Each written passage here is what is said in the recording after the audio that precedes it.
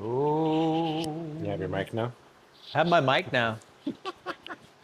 Well, that could You have. were really smooth at the introduction too. That was actually you like actually caught me off guard. I'm like, oh, we're talking now, and like you just hit the button like, like on the slide. Beep.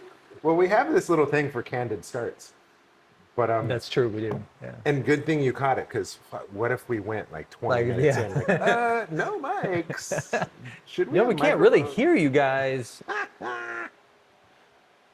So this is fun because I usually have you at this table for moon talks, Yeah. and that's actually something worth recognizing and appreciating, because I've talked to a lot of people at this table. You've probably been the most talked Yeah, I'm here to. at least once a month. Legit. Yeah, for Right. sure. It's a great table. I see you have good conversations with people here. It's Right on. yeah. You're like the first to sit down at this table with me, and we do it every month. And of all those times we always talk about the moon, we never talk about you. We never talk much about you. And so today,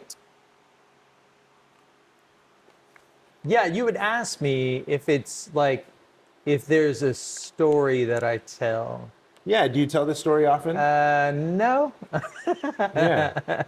I think, and I've said this before, and the first time I said it out loud, which was not that long ago, I was like, I need to kind of feel into this, but I don't really perceive myself as someone very remarkable. I just don't. And now I have been in times of my life where I did in a very strong way, like really stepped into that. And I think that in this particular time, I have pulled back from that. But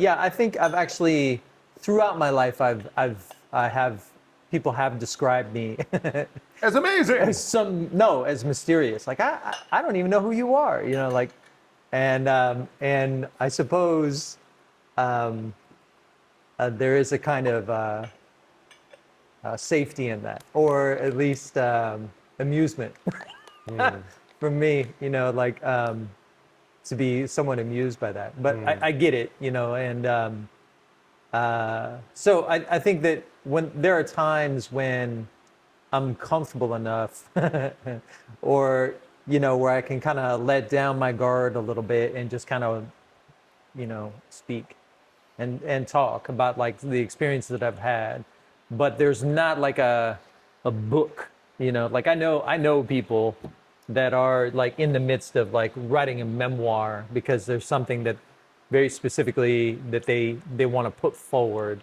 about their life, and that's not really been my MO. Yeah, nobody cares. Exactly. A couple of my homies are doing that. It's like there's- writing their stories. Like, There's shelves and shelves and shelves and nobody shelves fucking cares. of, like, You care. yeah, and they're all a lot of the same story, Yeah. like over and over and over again. Why are you writing this story about yourself? To get over yourself. Yeah, I mean it's yeah, that's the wisdom teaching is antithetical to autobiographies. Yeah, I get it if you're like 90 about to die and you orated or something, but Hopefully, if you're 90 and about to die, you are free from history. And I think that's the point of my life that I'm feeling that as an aspiration, to be free from our historical story, our history, and to be forgetful. This is the whole purpose of Zoong, see, that's funny. But then your history kind of like, every so often it just kind of, it jumps in on you. And you're like, whoa, I haven't thought about that in a while, Well, it's funny because, caught in this rat race of America and common culture, it's like, okay, I have a drive to make money. But now that I'm a father, it's like, okay, I want to make money, but really I want to make money because I want to make time. And it's the money that will allot the time. And so I go from wanting to make money to wanting to make time. And then now that I have time, I want to make moments. I want to make memories, right?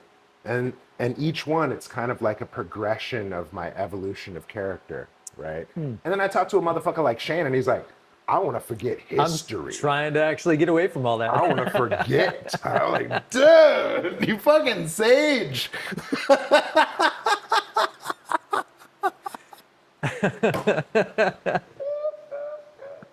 Shout out Shannon. Yeah, I mean, yeah, but I don't have a family, you know. Like I'm not, I don't have those kinds of pressures where Okay. it is about like, because when I was, as you were talking, I was thinking about this idea like, yes, you want money. Yeah, exactly. That, that's the one. I like that one a lot. Okay, I'm going to interrupt your story really quick. Today's tea is provided Oh, by my buddy Chen from Caozhou. He's out in China. He sends me samples regularly. A good portion of my tea that I serve and provide to my guests are from my distributor, where's he Chen. based out of? Caozhou It's also. in Guangzhou by Phoenix Oh, Mountains, oh, right? oh. So a very famous tea culture Ooh, there. cool, cool, cool, cool. And so he's been my tea guy since 2017, and he just recently sent me a whole bunch of teas. This is the one that Shannon chose to drink today. Yes, I did. It's a Dancong. It's a this year's fresh Man, Dancong Spring Harvest. And fragrance is so good. you're going to help me discern the aroma, the flavor, and the feeling of it, and then Okay. kind of give general notes. Okay. So already aroma, A++, Aroma? plus. Yeah. A++. That's why we're drinking it. Yeah. Okay, and then we're gonna see sometimes aroma, yes, it's the first note, but it can be misleading because how many times have you had a tea that smells amazing and then it's just bitter, astringent? Where's the cream? Where's the sugar? You know? Interesting. Yeah, and so if we're lucky, it'll smell amazing. Maybe I've always been lucky. I've never had that experience. Whatever. No, you have, because like Not true. yeah, like an English breakfast or like a tiger. They have this kind of orange. Oh, like an orange pea coke or something like that? Yeah, like they smell. That's not even great. tea, though. Sorry, England. Like you don't do tea. Talking Like, you know. shit. Oh. But yeah, that's not even tea. it's like soft drink level tea, Okay. isn't it? Because it's bag tea. It's like the stuff off the ground. Yes. You don't know what you're getting. Yes, it's literally the crumbs of it all. Yeah. Yeah. Yeah. And then that's why the milk or cream culture, For sure. the sugar, how For many sure. cubes of sugar, Yeah. right? How many lumps? Hey, man, it's got to go somewhere. No disrespect. Like if that's what they want. But like I'm kind of maybe I'm a maybe it's one of the aspects of of my personality that will come out in this particular conversation is I'm a bit of a purist sometimes with certain things. So like, yeah, it's faux tea. It's Okay. Now, foundation of tea, and I'm sorry for cutting you off because I don't quite remember what we were all talking good. about. But I do have a direction in mind. Oh, with good. This That's great. conversation. Yeah. Something that I'm personally curious about, which our viewers may find interesting. I'd be curious to know what your baseline view was, like the inherited paradigm, because oh, like upbringing. yeah, I'm Uh-huh. asking that because Taoism, as you and I communicate it, is a non-theistic, Yeah, like no God, no heaven, no hell. Here we are. right. And then so how did you come to adopt that view? And was there kind of a growing pain, or where did you come from to get to that? Gotcha. Because we're a Christian nation of sorts. We're starting off with the easy questions, I see. right? And I mean, it's the year 2025 Yeah, all around the world right. because it's 2025 years since Christ, and Oh, so oh, we're in oh. a very Christian dominated paradigm. Sure, absolutely, And, absolutely. and Yeah. so to come to a non-theistic, non-dual thing, Uh-huh. like that's mind shit. I'd imagine there's LSD involved. I'd imagine. Well, or like, 8 years worth of ayahuasca, I guess. Yeah, right. It's like, how do you Definitely broke down a few barriers. Yeah. break the barriers of mindset to adopt such an expansive value system? Sure. Am I communicating that well? Does that sound good? That makes sense. Is Am I that sounding smart? Is that fan okay? Or is Yeah, it I'll good? just cut out Oh, okay. All Yeah, right. Sorry. because I'm an editor now. Oh yeah. Yeah, you guys hear that hum in the back? You don't. No, you don't hear it because I edited it. But it's really hot, and we have a fan. Yeah, on we have a us, so fan that's going. Yeah, I was just double checking. Shannon's over there, too. Yeah. Maybe I'll edit a snippet so you can actually. So you can hear the actually fan. hear what the fan sounds like. That would be wow. That'd That be- would be real editing skills. Right Okay, there. right Now. here. Yeah. That's what I cut out.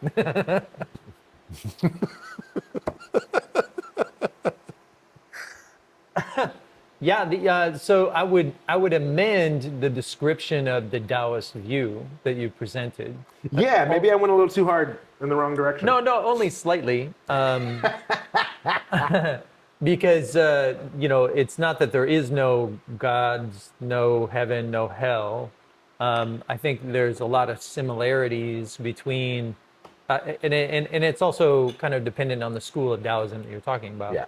Because there are plenty of celestial realms in that particular cosmology, I think that that was really quick. Yeah, that's nice. Yeah.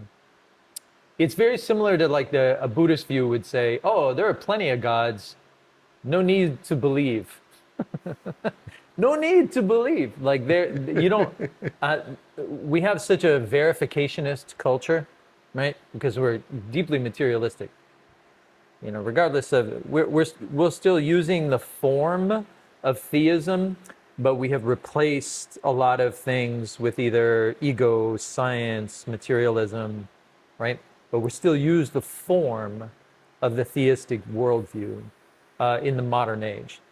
And so we're such a verificationist culture, meaning that we need, it has to be verified. Validated. That this notion of belief is a kind of catch-all for what you can't verify. So everything else requires a Verify this. I can already smell it. Yeah, it only got better. Wow. Sorry, go ahead. Proceed.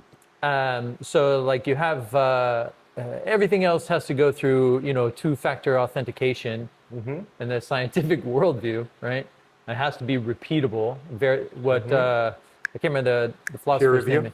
Well, it's a verificationist theory of truth, meaning that what is true is only something that can be repeatable and verified. Scalable. That's the verificationist theory of truth that dominates our worldview, except when it comes to belief systems, right? And then you have this subset of belief systems that sort of go in parallel to the verificationist theory of truth. And both of them are extremely aggressive because they're trying to keep up with each other, so it's like a race. You have these two greyhounds, going 1,000 miles an hour, trying to validate themselves, aggressively validate their necessity, right? So belief is this sort of catch-all idea that you have to prove that God exists. I think that's a very new phenomenon, actually. This idea that when people ask you, do you believe in God? They're basically saying, do you think he's there? That's the implication of the question. There's a lot of times I've been asked that question, like, what exactly do you mean? Are you asking me if gods are there? Or what? Like, what does that mean for you? But it's not very, nobody really explains themselves. Or maybe like behind that statement, when someone asks you, do you believe in God? They want to know if they can feel comfortable around you. That's really what they're asking. Are you going to respect the things that I'm about to say in the next 30 minutes? Right? And if you're a Confucian, automatically you say, yes, of course. Because I want you to be comfortable. Very nice Confucian cut, by the way. Thank you. Yeah, Yeah, yeah. It's got it's not brutalist, you know? It's like round and soft. Thank you. Tell me what you think. Some Phoenix Mountain Duck shit.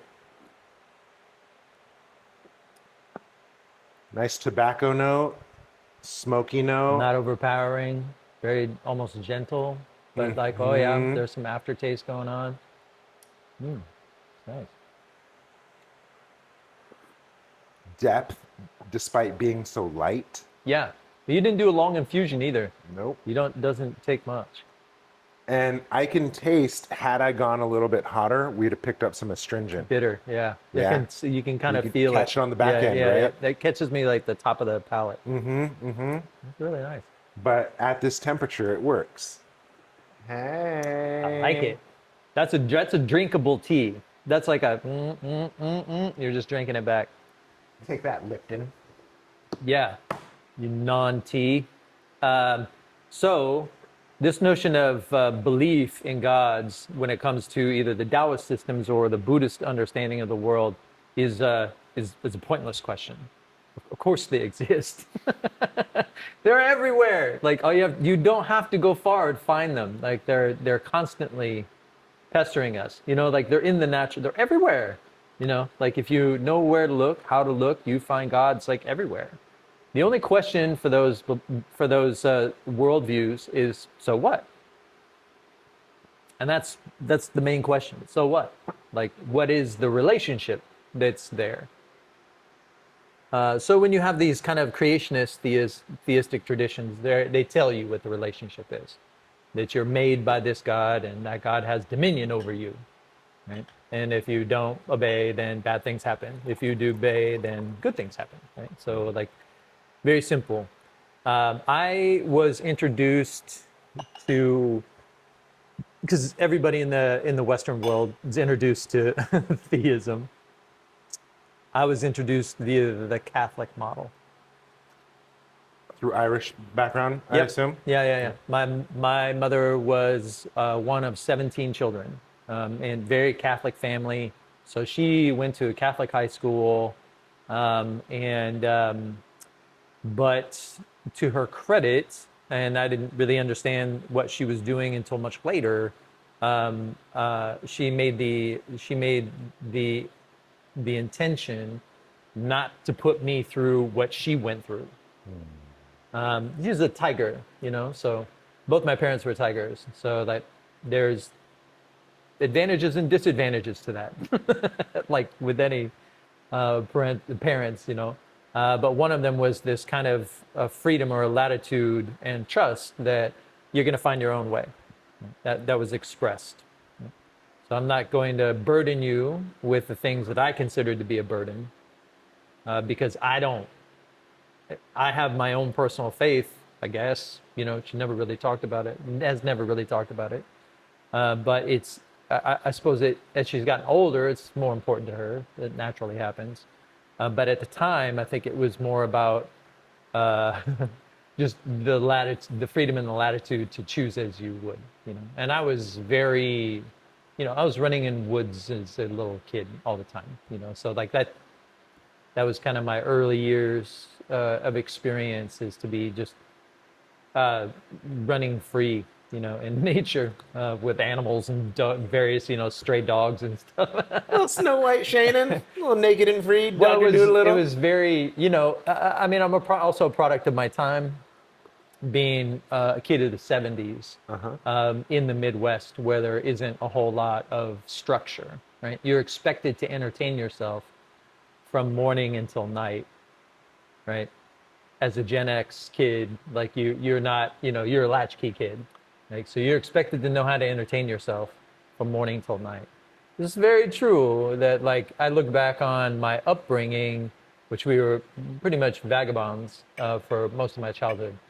That if this was to happen today, I would have been trafficked. Yeah, that Yeah. was the generation. Just let the kids They just go. run. Yeah. It's 10 o'clock. Do you know where your kids Mhm. are?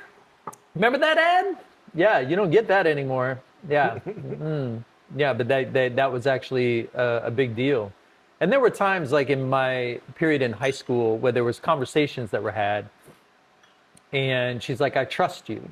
She's like, I know you're a good kid. I know you're gonna take care of yourself, and you're not gonna hurt anybody." And I was like, "Yeah, that's true." I mean, I guess it's true in the sense that I certainly had like my rowdy times, I guess. I don't know. Like as I'm a double pig, I don't really know how to intentionally go out hurting people. It's like you just kind of I'm go double about in a happy. sort of a gregarious manner, right? But I can trace a lot of my experience to my chart.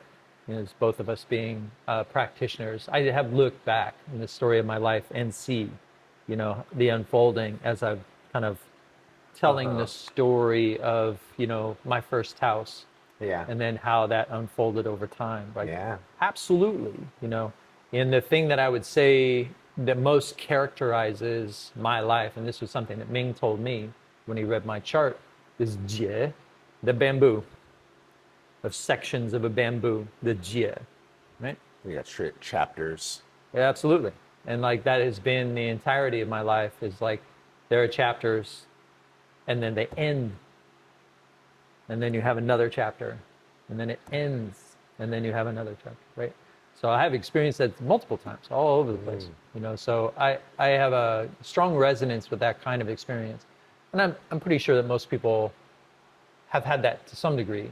But that's been the entirety of my life is to feel that sense of like, and many of those things were heartbreaking. If I'm moving around a lot as a kid and basically being nomads for most of my life, most of my childhood, that is. So we came to California when I was in like sixth grade or whatever. So I think that, you know, I didn't have the benefits of a strong fate that would have got me to Ming earlier or to got me to this other, you know, I don't have that kind of fate. Yeah. But I have, it's almost like, you catching little omens that kind of gradually carry you to where you need to be. And I think my first teacher said is a principle that like I remember one of the many principles that I remember from him, which was great things come late. And so I just stayed with that feeling, that there wasn't any rush, right? So Sounds like a Heinz commercial. great things Like come late. ketchup. Yeah, great things come to those who Right. wait. Well, no, great things come late.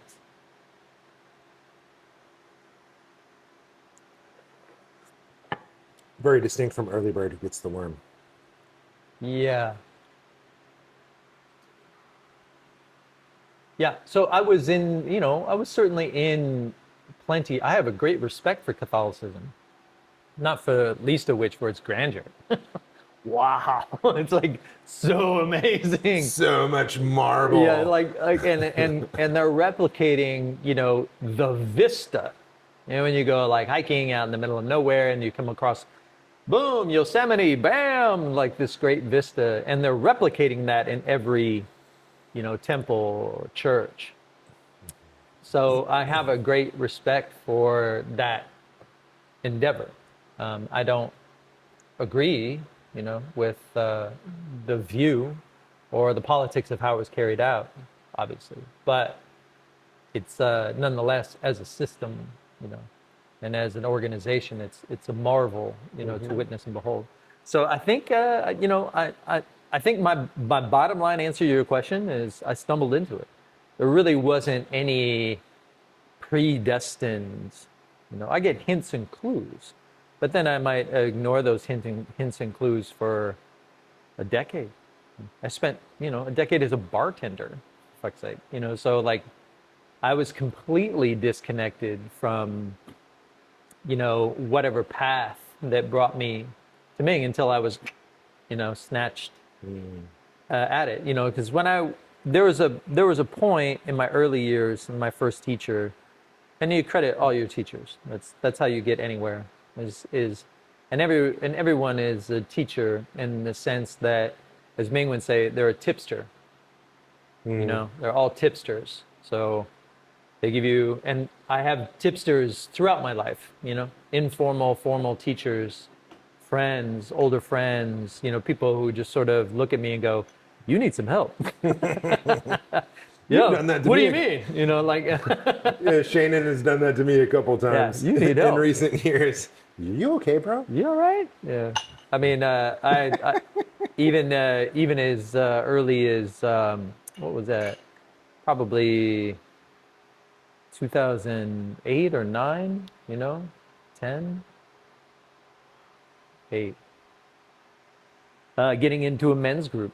And like the person who's running the men's group is trying to get me into the group, and like had tried to persuade me for like a year, before I finally was like, okay, I'll come. So it's hard won, when but this is what I would say in my experience. This is the second thing I've noted, right? And I'm sure everyone can resonate with this to some degree. There are times when you walk into the room and you say this 100%. Like, I know what I'm doing. This is what I'm doing. And when I first started studying martial arts, you just know, like, oh, this is what it's about. This is what I'm doing. And it's not like, it's not like where it's going. That's really not the point, I recently had that experience with judo. It's like, okay, yeah, throw me. Yeah, this is it. Yeah, I'm this is doing what it. I'm doing. Yeah. and it's really about like that sense of that affirmation. This is what I'm doing, right? Yeah. And right before I had the closest sort of explanation of that experience came from before I started studying with Ming, came from Krishnamurti, where he talked about this idea of choice, and that choice itself was a bit of a violent thing. In other words, that we really value Yep. choice in the West. We want to have as many choices as possible. And for him, and the point he was trying to get across is that if you spend your life in choice, you spend your life in conflict. That's all there is to it. Like, because you're constantly trying to discern this from that. And if you look at the etymology of the word 10,000 itself, things. you look at the etymology of the word itself, it means to cut. It's an act of violence to Yeah. separate. Decide, homicide, suicide, genocide, decide. Yeah, you're killing off a possibility. Yeah, and I was actually just listening to this, and this is in the 9 yanas teaching of Tibetan Buddhism. Damn. This is the first yana. This is the Shravaka yana. This is acceptance and rejection. It's to understand that, like, this is beyond talking about Buddha Dharma. This is Tao. This is Dharma. This is actually how nature works in us, is to say that we are playing acceptance and rejection all the time. And then I decide that I didn't want the puer, I wanted this. I have rejected the puer. violent. Right. Well, but there is a level of discernment that we can be cultured about, but I'm still separating one thing from another. I'm still going through this process of discernment. And, we can give each other awards for it. We can give each other good or bad grades for how well we discerned. We can write down on a piece of paper our experience of I'm glad we chose this teacher. We can tell this whole story. But the root experience is this, what they call the Shravakayana. And what's interesting about Krishnamurti and what he was saying at the time was that the best course of action is the choiceless awareness.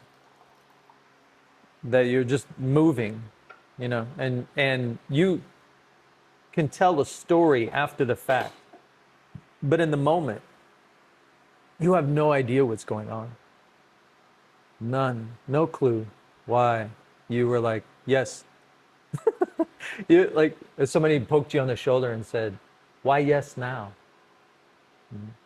Uh, don't bother me with this question. Like it's just yes, right? So we have no idea what's happening in that moment, but it turns out to be the most powerful moment in our lives. I mean, it's really some moment where if you look back, if you're able to find those moments in your own life, you should be very lucky. You know, you should be very grateful that there was a moment that you had real clarity about what moves you. Like this is essence of what I think it means to be a human being. So when I first started martial arts, I wept, you know, because I was like, finally, you know, something that made sense, you know, like I'm just going to do this as much as I can all the time. How fun, you know, like, and I never understood Ming's statement about like using enjoyment as a gauge for our life until recently, you know, until this is what I think what he means, like that you're just out there practicing and it's dark and your mother says, come in. You're like, oh, no, I'm not done. I don't want to stop. You know, like enjoyment is happening there. You don't know what it is or where it comes from, but it's really valuable, and it doesn't stack up paper. It doesn't do anything other than just fill you with joy.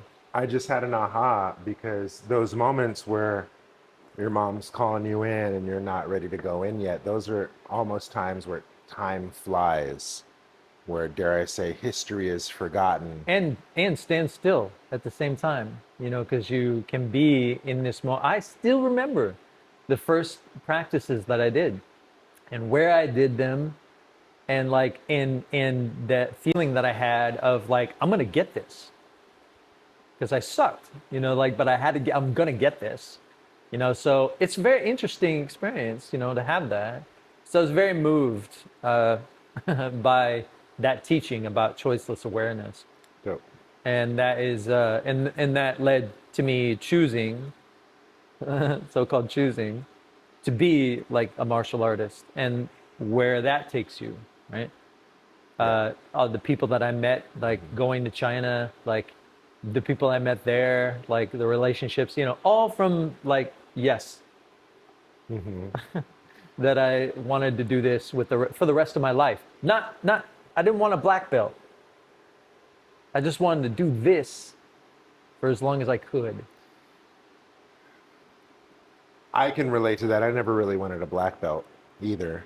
And Kung Fu, you know, how convenient, didn't have belts. Didn't have any belts, yeah. Right, so it's fine. And then now that I'm doing this Japanese stuff, kind of like we were talking about before the camera started on, Oh, a green belt. Wow. I'm already doing green belt shit. Yeah. And I just started. Belts. Yeah, you know, I never wanted a belt either. I was very fortunate in that I had like really brutal teachers who like smacked me upside the head with this notion of like, oh, you want black belt? You can take mine. You know, or you take it off me. You know, wham, and then they would beat the hell out of you. You know, like I studied Korean, you know, to start. So. Yeah, so let's talk about that. You talked about your martial training, and not Taekwondo. You did like a Hapkido or something like that? I did Mudokwan, what's called Mudokwan. Yeah. Yeah, so it's kick-centric mostly, you know, so it's a lot of legs. And for Korean, the kicking arts, the way that I understand it, is designed for civilians to take down infantry. Yeah, somebody on a horse. Yeah, it's supposed to kick the head off of someone who's riding a horse, right? Yeah, that's the idea. Yeah. Fucking nasty. Right? Hey, man, don't fuck with Koreans. Your head off. Don't mess with Koreans. You'll lose every time. Kick your head off. Yeah. So it is about like maximizing the amount of power that can come from your hip area, right? And you're on a horse, probably wearing armor. and I'm gonna jump I'm gonna into jump the and air. kick you off the horse and take your head off at the same time. Yeah, you will be on the floor, no longer on the horse, headless by the time you land. This is the way they. Well, there's so Wow. many cool things about this because I remember Ming telling stories about where Korea came from, and then it was in the oh my God, Where did Korea come from? right. So Ming told many stories, Not and the this Chinese? no, yeah, they came from the Chinese. They were Yeah. the Qin emperor, right, the one that unified China. Part of the reason why they were able to unify China is because they had this set of vanguard troops that were out in front, Yeah. and they whooped everyone's ass, Yeah. right? And then once China was unified, you wanted to award them with whatever they wanted, and and the legend says they said, "Don't follow us. We're leaving in the morning. Leave us alone." And then they went to Korea, and they settled in Korea, right? Like, and then the Korean stories are then these, you know, great warriors descended from heaven, you know, like on this time, you know, right around the same time.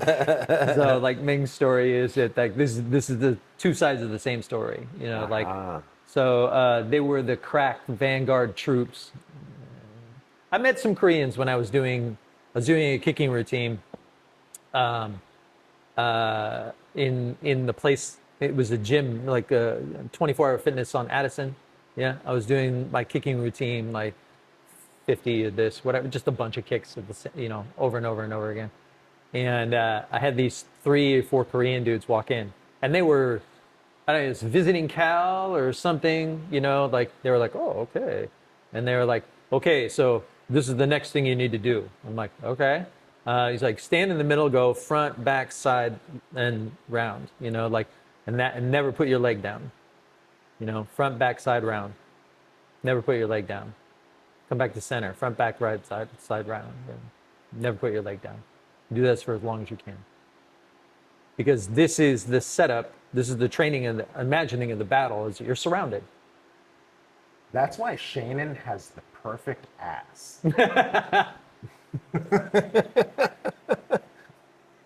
The perfect white ass. Yeah. Perfect.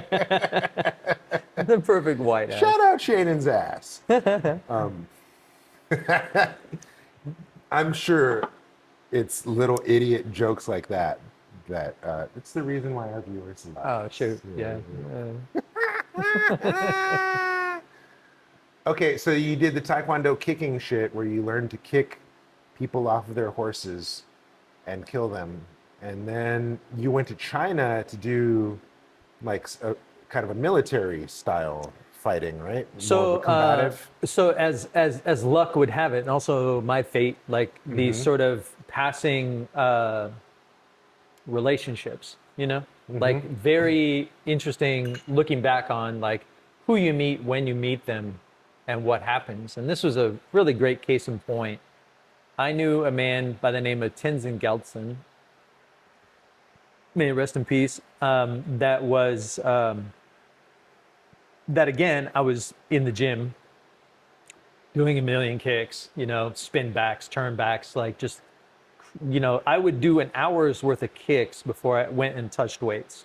So I do kicks first and then go do lifting. And that's why Shannon has such a nice ass. So I was in there doing kicks, and in walks this guy, and you know I had headphones and just in my own like intense little world, and Tenza came in and he was stretching and stuff, and eventually we like broke the ice, and he was like, "Good kicks." He's like, "Have you ever been to China?"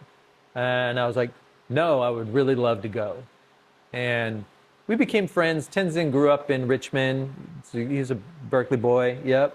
So he's in and around, and he had been part of a crew that had been living in Chengdu Okay. and living and working in Chengdu. Shout out Hot Pot. So he was back in town for a short period of time, and he's like, "I'm going back next year, and if you want to go, let's go."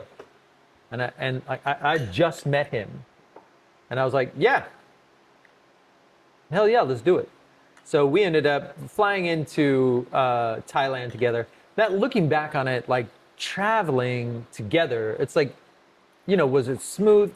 No. But like the point was that you got to kind of break down some of your own personal habits and barriers, and you got to get to know each other in that kind of context. So I was really grateful. Yeah. I mean, Tenzin, and as it turns out, that was his fate, to help people in that way. And wonderful man, and like we traveled together. We went in through Thailand into Yunnan, and then we traveled up to Chengdu together. We went to Tibetan Prefecture as well. Well, basically, we didn't cross over to what they consider Tibet, but what's called Kham territory, which is essentially Sichuan. Part of Sichuan is essentially what was Kham. Spicy food. Kham territory. Yeah. And so we were in there for a while, and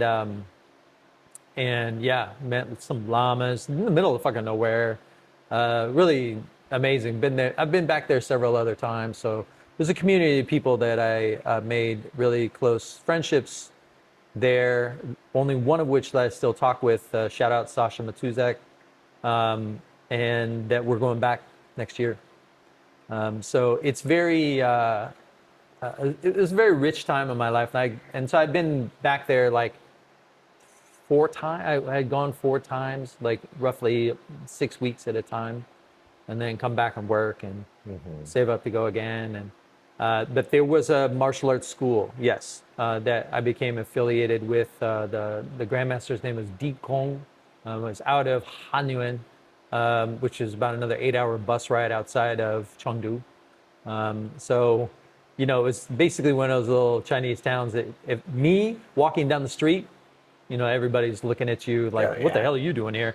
Last time I was there because they were building a dam, I had to register with the government, because they're like, you shouldn't be here, So that's where the school was. And so I had some really good experiences there. Nice. But it was like a lot of iron body stuff, essentially grip strength and smacking your like arms on stuff. And so I didn't really learn any forms. There was like one form, which was the 36 elbows, and I'm hoping to learn it again because I've forgotten it. Yeah, all the different. It's an elbow form. It'd be pretty sick to know that again. Yeah. So after you kill somebody with 36 Kicking elbows, them, then you're bam. then you tell them what hexagram they need to study to recover.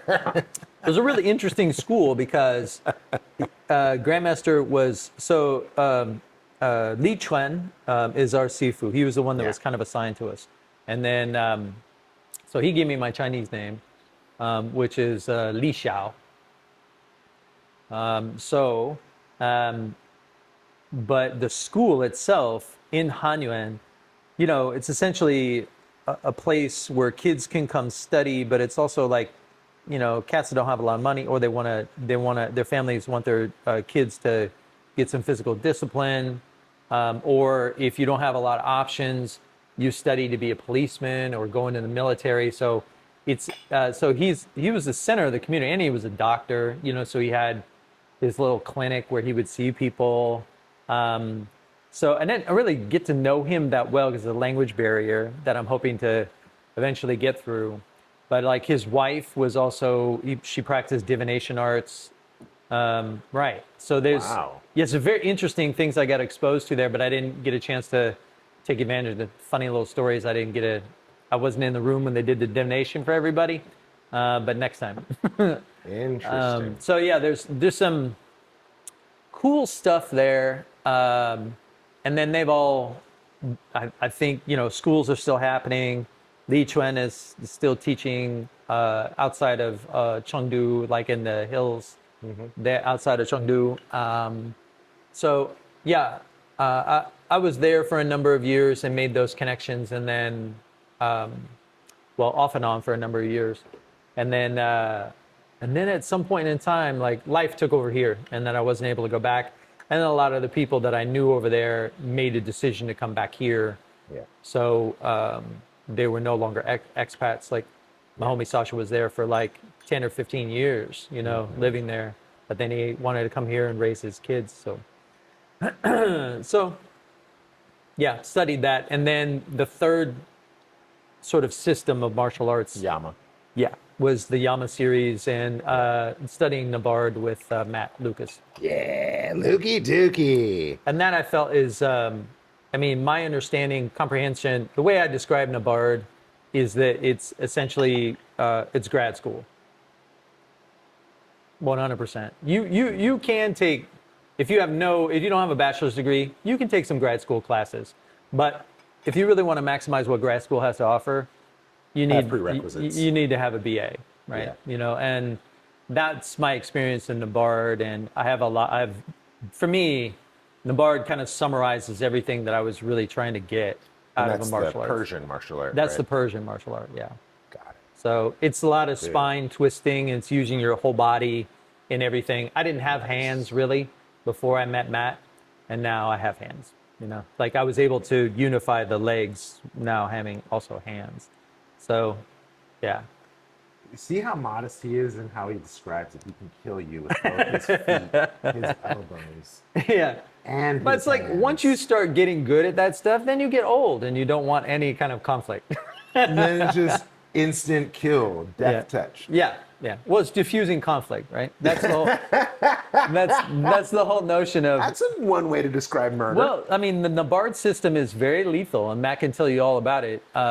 But you know, when I just try to describe Nabard to others, you know, just in passing, it's like the whole system to me is centers around the various different ways that I can control a person's spine in order to diffuse conflict.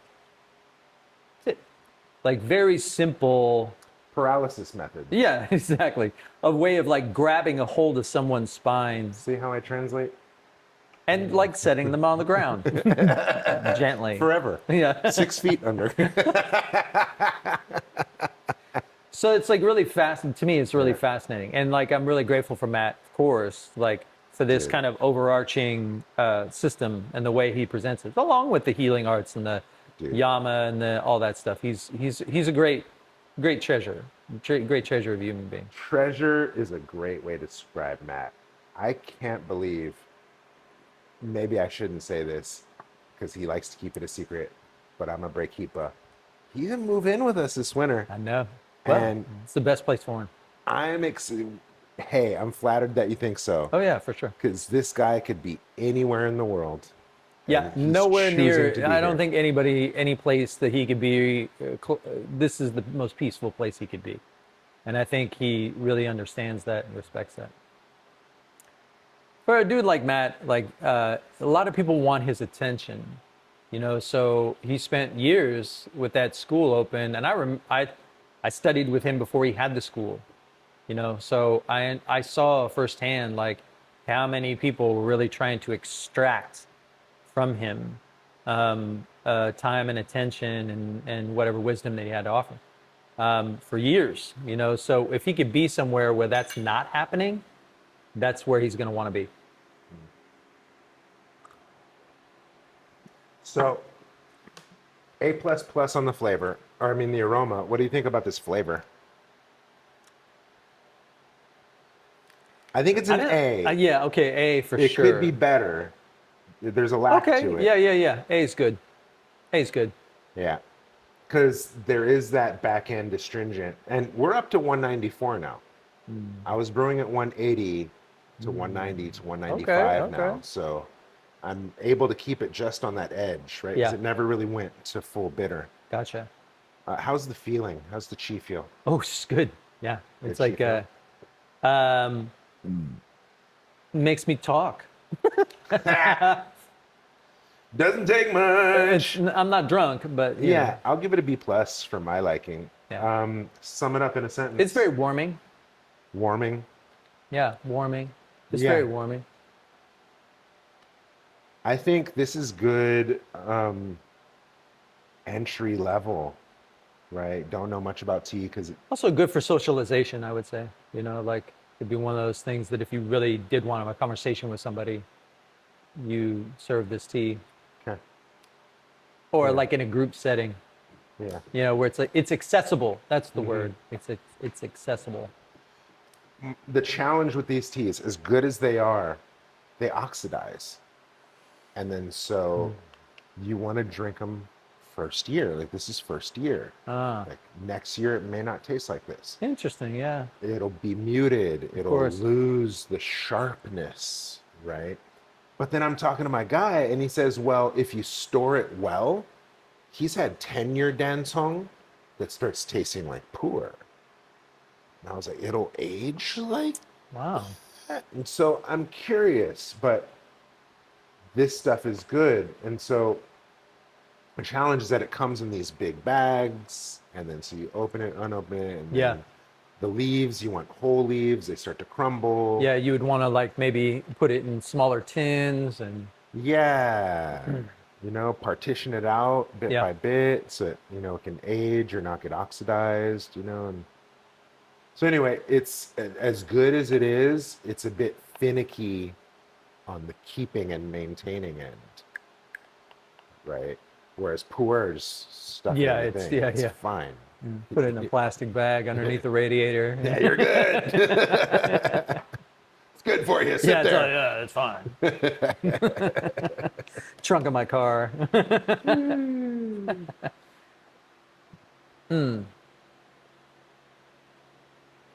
All right. So then we've kind of talked about your view. We've talked about your Marshall. Last thing that we could probably talk about is uh, your medicine work and how that got you into Ming. Yeah, I think that the uh, so if I had to tell one story, which was kind of the request at the beginning, Yeah. is there a singular story that you tell, like of your life? The thing that I'd be probably forget the last. Out of all the things you forget, maybe this would be the last thing you forget.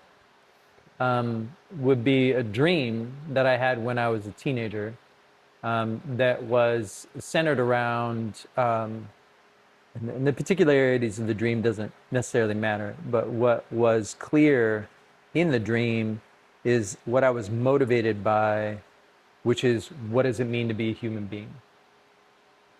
It was very clear in the dream that was incredibly. That was like a kind of guiding principle.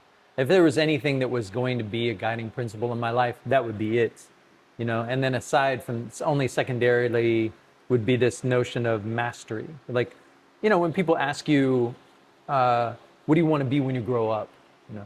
And I remember being young and thinking about that question because I had no clue. I was actually very even jealous of people. It's like, oh, I want to be a doctor, like I want to be a carpenter, or you know, they had all these like they had a path, you know, they had some goal, some sense of identity around that. I didn't really feel that, and so I think the only thing that came clear was mastery, the experience of mastery. That's the only thing that I could think of, you know, and I at the time had no idea what that even meant. But like you want to have some grasp of something. So this, you know, this theme of like what does it mean to be a human being, it's followed me all my life. You know? Like through all the different junctures of things that I was experiencing, I would continue to come back to this dream. And it's not to say that I had the dream again, but I never forgot the dream. Right? So it stayed with me. And I had like a few dreams like that when I was younger that were just so poignant. I was like, okay, this is like the map, you know? Here's my map. And the map says that way, you know, like whatever. Very simple, not very elaborate map. But these were the things that, pay attention to this.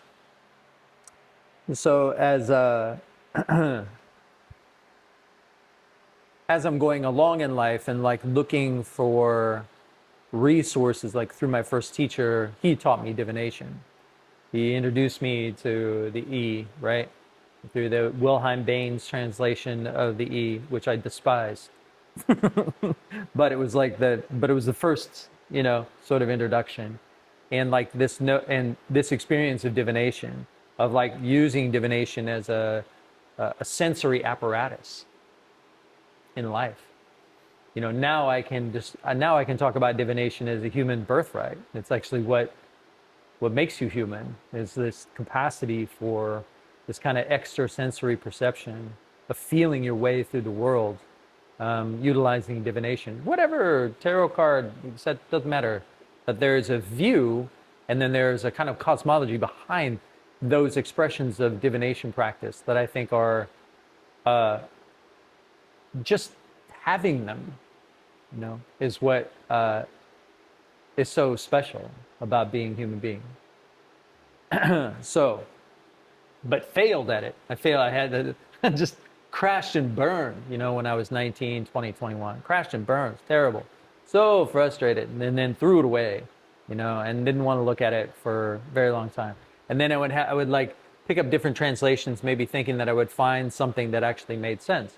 And how I knew Ming was the right person, he walking into the room, the first time, it was like martial arts. That same feeling of like, when you walk in and you go, oh, yes, okay, I'm here. This is what I'm doing. What are we doing? Oh, yeah, okay, what's happening? Okay, well, I'm here. And like, this is why I'm here, So I think, I would hope that everybody who sat in the room had some kind of feeling like that, But like, that was clearly the case for me. I remember the day, I remember the context. I remember going in and sitting down on the couch with my partner at the time, who brought me there, and being like, oh, yes, okay, this is what I'm doing, right? So, and then it was his translation of the Joey that it reaffirmed that choice. I was like, it's just constant affirmation after affirmation.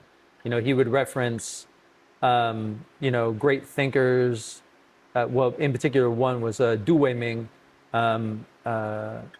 He referenced him, and I had actually saw him speak when I was like 19 years old. So it's like all these different things that I was doing when I was younger, kind of finally connected up with the other half of it. Destiny. And I was sitting in the room where I was like, oh, it's now in retrospect, all the things of your life make more sense. It's not just going forward, it's looking back. How fortunate. Yeah, oh, it's a great blessing. Yeah. My friend Brooke and I, like, shout out Brooke, we talk about very frequently. Just like, it's just mind-boggling how blessed we are to have this, not only have this material, but to have had the experience, the direct transmission, and met this person, that is basically just, I remember exactly where I was. There's actually a picture of it somewhere of my mind being blown, standing in front of Ming when he's telling me and William Coles the story of... Shout out Will. The story of Garab Dorje, right? In the three teachings, Garab Dorje,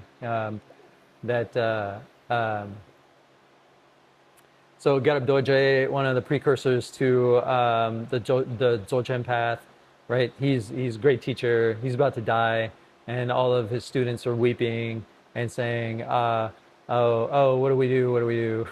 And he said, there's three things to remember. First, you need to be told of your already perfect nature. And hopefully many times. And then second comes the ocean of doubt, of all the different stories that you tell yourself as to why that can't possibly be true. And then the third point is that's the path. There's no other teaching. And so I remember very succinctly hearing this from Ming and standing and where I was when I heard this. And like, you have those experiences in life. Maybe you had this when you watched your son come into the world.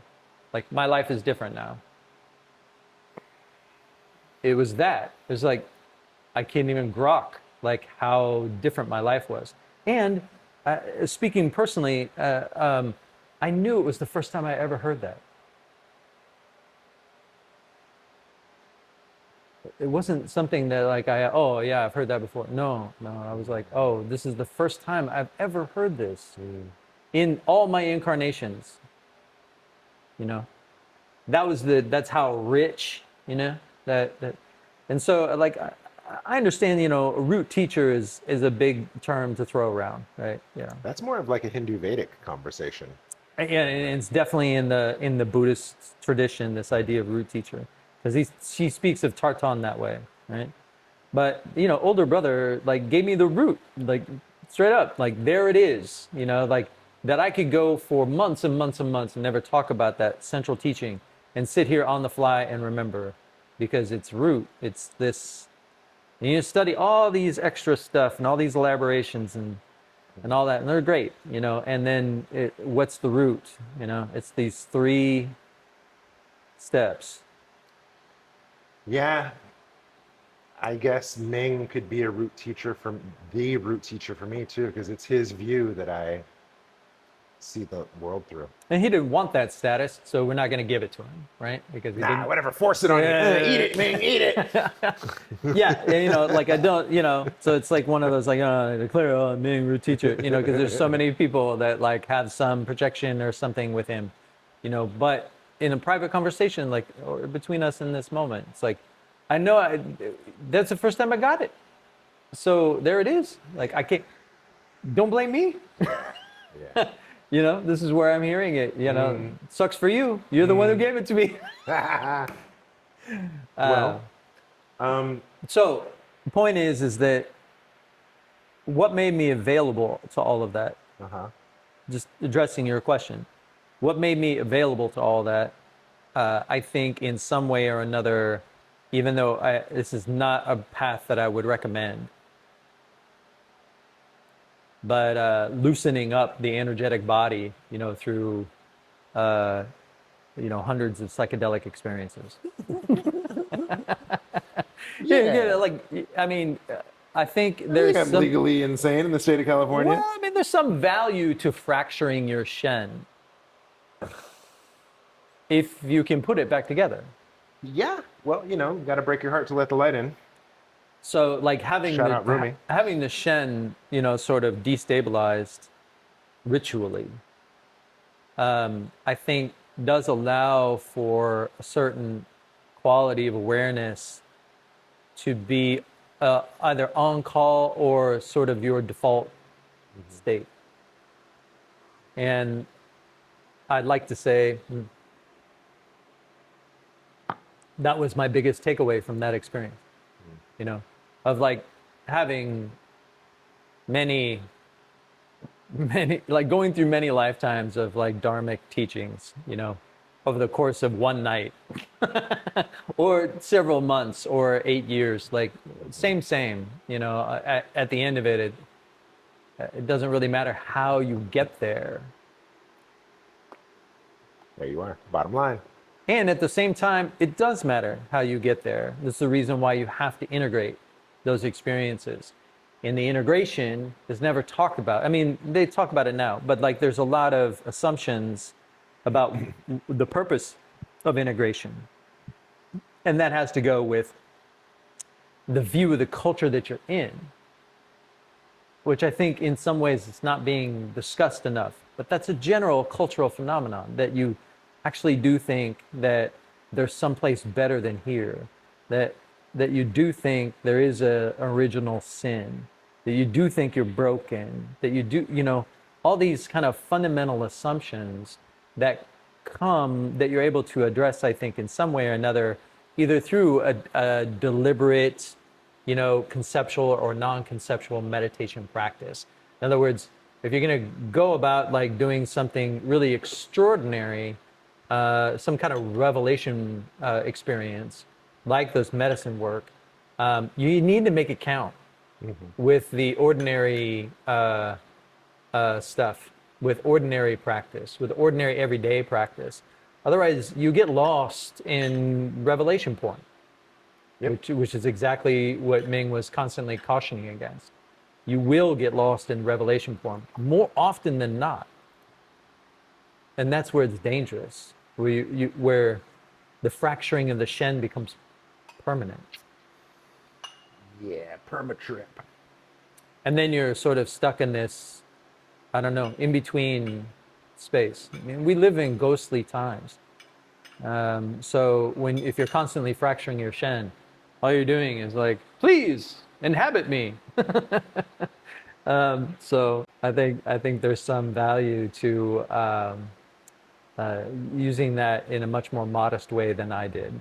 So, but perhaps I don't know. I think I didn't need all that, but I've been grateful for shout out John Nelson. I think has been great. I've been in weekly acupuncture treatment Yeah. Yeah, no, John. Shout out John. for Remember like that homie? since I think 2020. You know, so like in those first 3 years, because that's when it ended, was Yeah. 2020 for me. Those I've first 3 known years were John. like big deal. I met John like way back 2000, damn near before I went to China. He helps a lot of people. Before John was in Chinese medicine school, Yeah, I met that guy. I feel very privileged to work with that guy. Shout out John, man, the work you do. John's a Yeah. good dude. Yeah. Yeah, let's kick it. Let's have some tea, homie. How about this? I think a great way to, because we're already past our hour.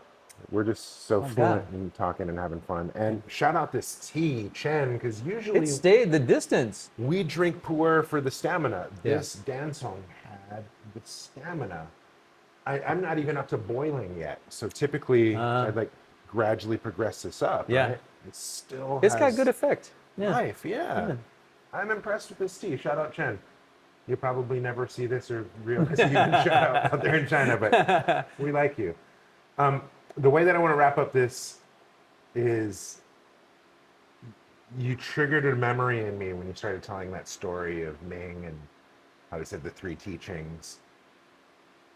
Let's tell our most fantastic Ming story. You first. Me, because I actually have a couple. I think you have more than I do. Because Ming is so prolific, and then there's so many of these like legends Yeah.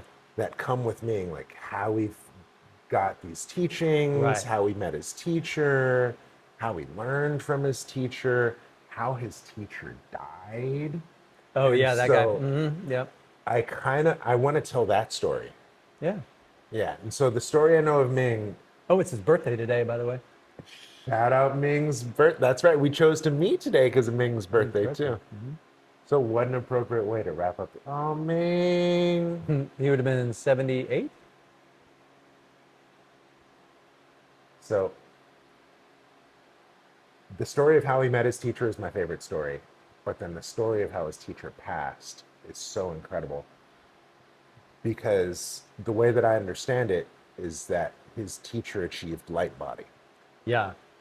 and Ming was a team of 7 inheritors Yeah. that stood vigil Right. for the 3-day death and dying process while the master was locked in a hut, and those guys just stood, and through the day and through the night rainbows filled the sky. And then after the 3rd day he goes in with this team of cohorts, and there in the middle of that hut is the garb of someone and seated in meditation, but there's nobody in the clothes. It's like a frame, like a paper mache frame of clothing, but the clothing was empty. And Ming would recall the story of being so blown away by that. And then the elder who apparently had seen this before or from other masters before, not surprised by it at all, takes the clothes, wrings it out, folds it up, takes it out, and then later they take that clothes and they cut little squares and they made them into talismans. Yeah. And they passed it out to the people. Well, what you're talking about earlier the with community. like the remnants of the right. Yeah, the relics, right? The relics. And Ritual. the cherry on top of the story, as I remember it, was that Ming got a hold of one of those squares of fabric and he gave it to some, forensics carbon Okay. dater or Yeah. whatever. And then the reading that he got back had like dinosaur DNA or like reptilian DNA or like just, it was Some unreal. strange stuff. Yeah, and they're Yeah, like, yeah. where did you get this? And Ming was like, oh yeah, this guy light bodied and dissolved into the ethers, and Right. that's the residue This that's, looks like a archaeological dig. Yeah.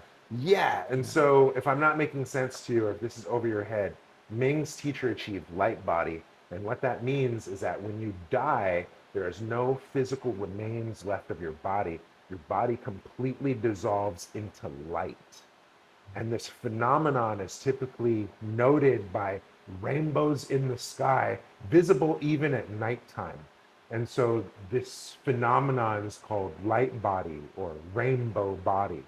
And it's a very high level in Tibetan, Yeah. High level achievement. high level achievement in Tibetan, Taoist, Buddhist, perhaps other. I mean, even George Washington, the founder of this great nation, is attributed to having had rainbow Oh, I body. did not know that. Yeah. Yes, there. You have to look deep into the occult American history, which is available. Shout out DC and the way the street layouts are. Right? Yeah, If that's a fact. Yeah, for right? sure, for sure. And so there's a whole Western mysticism Oh faction, yeah, esoterica. Yeah. right? Yeah. Where enlightenment is just like step one, Yeah, and and those things are like those are power structures. Yeah. Like alchemy. Western alchemy, which is to, transfer this cup into diamond. yeah, Whereas the notion of alchemy in the East is to refined character. or understand the sublime nature of our doing. That all of our doing is an expression of being. Right. So where we can retreat, and this is all the practices, at least in the Taoist practice that Ming left behind, are about retreating from doing to being. And either a ritual or Neigong or Zhuang, all of these things are about moving or expressing being through doing, right? And some of the conceptual or non-conceptual like kind of sides to that for sure. I don't have like an extraordinary story that maybe other people would see or feel as extraordinary, like this light body experience. Mine was more. I've only talked about this maybe once or twice because it's so like like someone like passes you a cigarette or something, and there's like a touch on the hand, and you have this amazing sort of sensation, and then it's gone. And then you try to tell somebody about it, and they go, "Give you a cigarette?" It was like that. I think that in the beginning, I was overwhelmed, with everything that we were studying and everything that was happening to me. Because as I see now, it's like, of course, because there was so much more, to come in terms of how something like that would infuse and then reshape, your entire worldview. And granted, like, I didn't have the burden of being an altar boy, or even being very interested in being saved by my Lord Jesus Christ, or something like that. I mean, I knew from the Midwest, so like plenty of people who were very interested in that, and it never really landed for me. So I didn't have the burden of needing to overcome that. Nonetheless, I'm in this culture, so it's the theistic perception is like pretty much everywhere, and but so I was very like outwardly expressive to be like because I called Ming Sifu like right away, and he's like, oh Oh, he no, no, hated that. yeah, he's Yeah. like, no, no, we're not do that here, and I'm like, well, then what do I call you? Because I come from a martial arts background, and like I have to call you something. And he's like, you can call me Lauga. I'm like, okay, like older brother, I get it.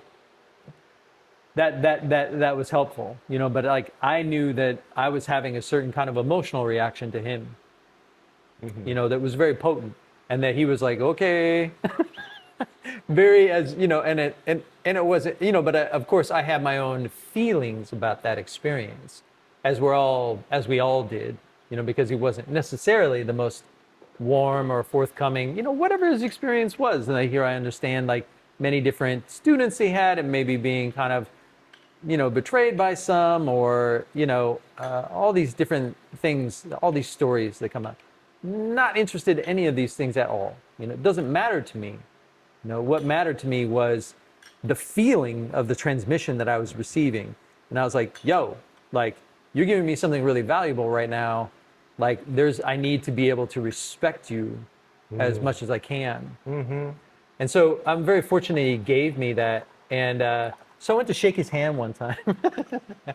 And I was like, and he lampooned me, he go, hey, you go, and I slapped my hand, kind of like, he shook my hand, but he was just kind of like, we ain't got to be all formal like that, And I was like, I kind of took that a little personally in the moment, because I was just like, man, I'm trying to cope with the sensations that I'm having here, and I kind of feel like I'm not. Okay. I think we got like. Where We did got it, like 2 minutes. where did it stop? According to this, I don't even know. But according to this, we got 2 minutes left. Oh, and I wanted to tell one more Ming story. It's okay. We should shut up. We talk a lot. We have a lot of time to talk more. We talk a lot. We'll talk more. You're coming back like next week for full moon. Week after next. Week after next. Yeah. Sooner than that, please. So I don't know. We can take a look at it. Yeah. Yeah. So I'm not pressured to pump it out. Oh no, I think it's it'd be at least 5 days. All right. Well, guys. I don't know where we stopped though. It's fine. We only have a minute to say goodbye. Oh, we're just saying goodbye. Yeah. Bye. That was fun. Enjoy. Now you know Shannon a little bit better. Well, yeah. Are you gonna edit that and then it started a story? No, it's just gonna stop because it's okay. It's fine. Oh, I like that. Okay. All right. Yeah. It's fine. You want more? Check in next Look week. up Shannon. Hear the rest of that story. Because then I also wanted to tell the story of how Ming met his teacher. You're telling a story of how Ming affected you, and said, "Don't call me big brother," or "Don't call me teacher." Right. There was a time that Ming scolded me. Well, Sifu also means father. Yeah. So He don't want that. he didn't want that. But there was a time he got mad at me, and he scolded me, and I wouldn't tell that. Well, story. he's a fire pig, so he definitely gonna lay into you, I ruffled his feathers, as I do. as monkeys do. But okay, 45 seconds. Say goodbye. Bye. Where can people find you? Here. Here. Yeah. Just come back here. All right. Cheers.